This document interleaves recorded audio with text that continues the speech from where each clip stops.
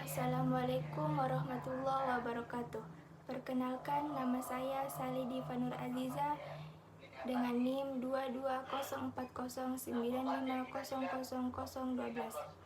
Saya akan menjelaskan tentang problem perkembangan anak usia dini. Perkembangan fisik anak, problem dan penanganannya. Perkembangan fisik adalah pertumbuhan atau perubahan yang terjadi pada tubuh seseorang. Perubahan yang paling dari perubahan adalah bentuk dan ukuran tubuh seseorang. Maka, kanak-kanak adalah masa terpanjang dalam tentang kehidupan. Saat di mana individu sangat bergantung kepada orang lain, dan masa ini dimulai setelah masa bayi yang penuh dengan ketergantungan, yakni kira-kira usia 0 sampai 2 tahun. Perkembangan fisik meliputi perkembangan motorik. Motorik merupakan perkembangan pengendalian gerakan tubuh melalui kegiatan yang terkoordinir antara susunan saraf, otak, dan spinal cord. Perkembangan motorik terbagi menjadi dua, yaitu motorik kasar dan motorik halus. Motorik kasar adalah aspek yang berhubungan dengan pergerakan dan sikap tubuh. Kedua, motorik halus adalah aspek yang berhubungan dengan kemampuan anak untuk mengamati sesuatu, melakukan gerakan yang melibatkan bagian.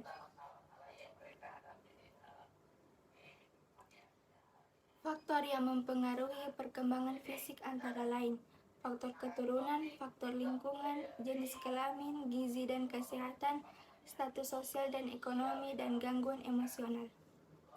Jenis-jenis permasalahan fisik anak: masalah motorik, masalah penglihatan, masalah pendengaran, masalah berbahasa, kegemukan, dan tangan kidal. Adapun penanganan masalah anak sebagai berikut. Identifikasi kasus, upaya untuk menandai subjek anak yang diperkirakan masalah.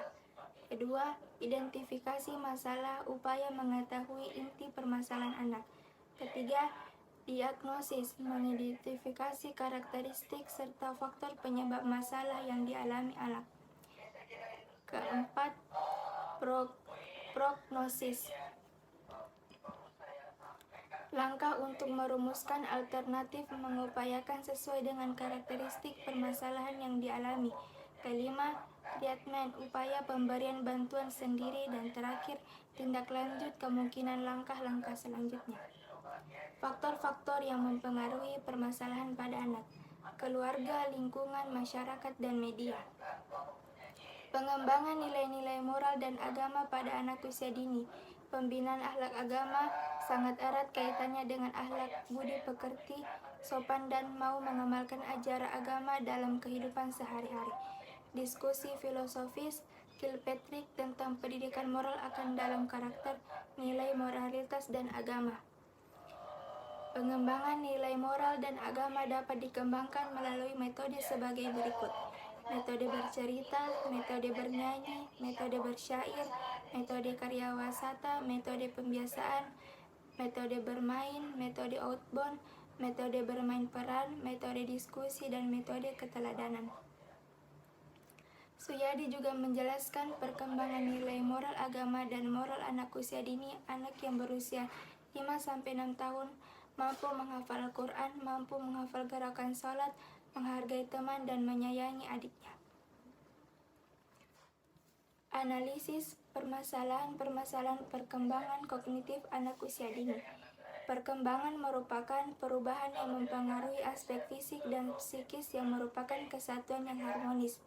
Perkembangan meliputi aspek nilai agama dan moral, fisik, motorik, kognitif, bahasa, dan sosial, emosional, dan seni.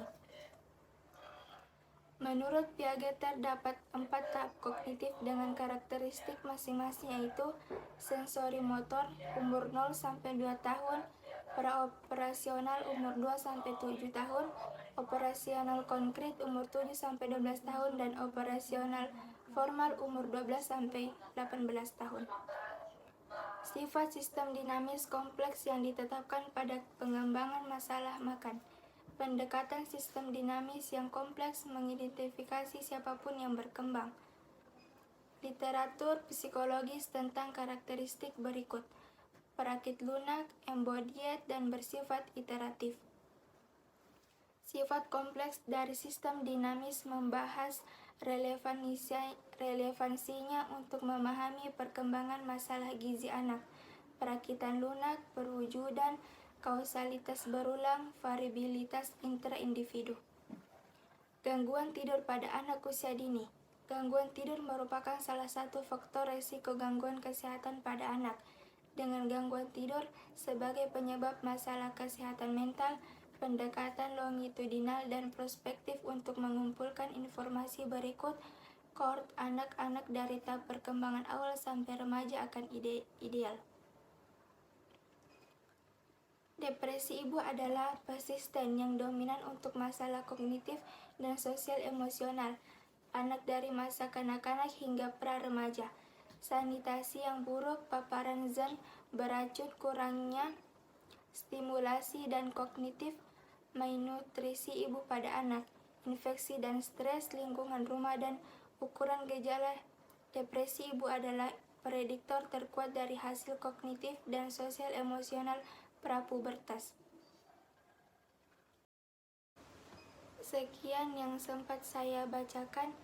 Terima kasih. Mohon maaf apabila ada kekurangan. Wassalamualaikum warahmatullahi wabarakatuh. Sekian yang sempat saya bacakan. Terima kasih. Mohon maaf apabila ada kekurangan. Wassalamualaikum warahmatullahi wabarakatuh.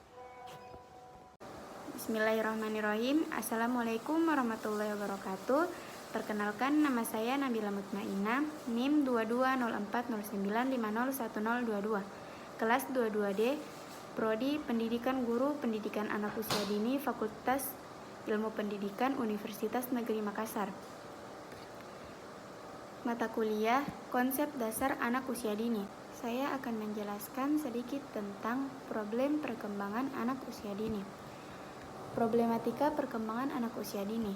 Perilaku orang tua yang dapat menghambat perkembangan anak. A. Memanjakan anak. Memanjakan anak dengan selalu menuruti permintaan anak adalah perilaku orang tua yang akan menimbulkan berbagai hal buruk bagi anak. Memanjakan anak sering dilakukan oleh orang tua yang sibuk dengan pekerjaan karena ingin memenuhi segala yang diinginkan oleh anaknya karena alasan menyayangi mereka. Orang tua boleh menuruti keinginan anak, tapi dengan batas yang sewajarnya. B. Membanding-bandingkan anak. Membanding-bandingkan anak dengan teman atau saudaranya berdampak tidak baik oleh kesehatan mental dan perkembangan anak, dan dapat menimbulkan permusuhan. C. Melakukan kekerasan terhadap anak. Tindakan kekerasan tidak selalu berupa kekerasan secara fisik yang berupa pukulan dan hukuman lain yang menyebabkan anak cacat. Akan tetapi, kekerasan dapat pula berupa kekerasan mental seperti membentak dan mengancam, memanggil anak dengan kasar dan panggilan bodoh, malas, dan sebagainya. D. Pilih kasih. Pilih kasih adalah ungkapan untuk menyebut seseorang yang memihak. Banyak hal yang perlu diperhatikan oleh orang tua dalam bersikap terhadap anak-anaknya. Semua orang tua ingin memberi sesuatu yang terbaik buat anaknya demi masa depannya. Dalam mengupayakan hal yang disadari atau tidak, terkadang orang tua sering melakukan hal-hal yang dapat melukai perasaan anak, yakni melakukan tindakan pilih kasih terhadap anak. E. Janji yang tidak ditepati. Semua orang tua tentu ingin anaknya bahagia. Salah satu caranya adalah menjanjikan sesuatu hal kepada mereka. Anak pasti merasa senang jika orang tuanya berjanji akan memberikan hadiah atau mengajaknya pergi ke taman liburan. Tetapi, jika orang tua tidak menepati janji, anak akan merasa kecewa dan sedih. F. Dipaksakan disiplin. Setiap orang tua meyakini bahwa pembentukan disiplin pada anak merupakan sebuah proses yang harus mulai ditanamkan sedini mungkin. Orang tua tentu berusaha mengajarkan disiplin kepada putra-putrinya dengan menanamkan tingkah laku yang dianggap baik dan menghindari tingkah laku yang buruk. Dalam rangka mendisiplinkan anak, setiap keluarga mempunyai peraturan yang harus dipatuhi oleh seluruh anggota keluarga. Namun orang tua yang terlalu keras dan membuat anak merasa tertekan. maka anak harus diajar sesuai tahapan-tahapan agar mereka dapat menyesuaikan diri. G. Cemburu pada saudaranya. Rasa cemburu anak, adik, dan kakak dalam sebuah keluarga merupakan hal yang wajar. Cemburu tersebut merupakan reaksi normal yang dialami manusia karena takut akan kehilangan kasih sayang dan perasaan terancam kehilangan seseorang yang disayangi. H. Meniru. Menurut Turner, anak akan mengembangkan sifat pemarah jika mereka memiliki orang tua yang pemarah. Selain itu, pengaruh teman sebaya dan televisi berperan dalam membentuk perilaku marah anak. I. Orang tua selalu mendikte. Kebiasaan orang tua mengatur semua keperluan anak dapat membuat anak menjadi tergantung kepada orang tua. Anak pun menjadi tidak mandiri dan cenderung mengandalkan orang tua, serta tidak mau berusaha sendiri karena ia berpikir bahwa orang tuanya akan selalu ada untuk membantu. Hal ini akan dapat dipengaruhi pada masa dewasa anak. Ia dapat tumbuh menjadi pribadi yang tergantung pada orang lain. J. Anak suka berkata kotor. Tak jarang dalam kehidupan sehari-hari sering menemukan anak usia dini yang suka berkata kotor atau berkata yang tidak sopan. Kata-kata kotor yang diucapkan pada dasarnya keluar karena ia sering mendengarkan kata-kata tersebut dari orang-orang yang ada di sekitarnya, termasuk dari orang tuanya. Biasanya kata-kata kotor dikeluarkan oleh seseorang karena menghadapi situasi maupun kondisi yang tidak diinginkan. Selanjutnya, K. Anak suka berbohong. Pada anak yang lebih besar, 5-7 tahun, bohong merupakan bagian dari strategi mereka untuk memecahkan persoalan dan menghindari hukuman. Kebohongan sudah dilakukan dengan kesengajaan. Dalih yang mereka buat sudah lebih masuk akal. Pada usia ini, sesekali anak tidak ragu untuk mentes keterampilan untuk berbohong. I. Kecemasan karena berpisah. Timbul kekhawatiran yang berlebihan dari orang tua tentang kondisi anaknya. Akibatnya, muncul keraguan-raguan dalam mendidik anak sehingga akan mengembangkan sikap ragu-ragu serta rasa tidak percaya diri. Oleh karena itu, orang tua didorong untuk tidak terlalu protektif dan mengekang anak serta dianjurkan untuk membiarkan anaknya berkembang secara normal. Selanjutnya, perkembangan anak. A. Perkembangan nilai moral dan agama. Pembahasan kata moral dan agama terdengar sangat berat untuk anak usia dini. Oleh karena itu, kedua hal itu harus diperkenalkan, dibiasakan, dan dikembangkan sejak usia dini. Negara Indonesia adalah negara yang bermoral dan menjunjung tinggi ajaran dan nilai. B. Perkembangan sosial emosional. Perkembangan sosial merupakan peningkatan kemampuan individu dalam berinteraksi dengan orang lain, sedangkan perkembangan emosional adalah kemampuan individu untuk mengelola dan mengekspresikan perasaannya dalam bentuk ekspresi tindakan yang dinampakkan melalui mimik wajah maupun aktivitas lainnya, dalam kurung verbal atau nonverbal tutup kurung, sehingga orang lain dapat mengetahui dan bahkan memahami kondisi atau keadaan yang sedang dialaminya. Perkembangan sosial emosional yang dimiliki oleh individu dewasa adalah berawal dari perkembangan sosial emosional sejak dini. C. Perkembangan kognitif. Perkembangan kognitif adalah tahapan-tahapan perubahan yang terjadi dalam rentang kehidupan manusia untuk memahami, mengelola informasi, memecahkan masalah, dan mengetahui sesuatu. Perkembangan kognitif bagi anak berbeda-beda tingkatannya. Pada usia 0-2 tahun, perkembangan kognitif anak masih dalam kemampuan koordinasi mata dengan jari-jari tangan dan manipulasi. D. Perkembangan bahasa. Bahasa adalah alat atau sarana untuk berkomunikasi antara individu yang satu dengan individu lain secara pribadi maupun komunitas. Mengingat pentingnya peranan bahasa bagi kehidupan manusia, sehingga kemampuan bahasa yang dimiliki individu harus dikembangkan sejak usia dini.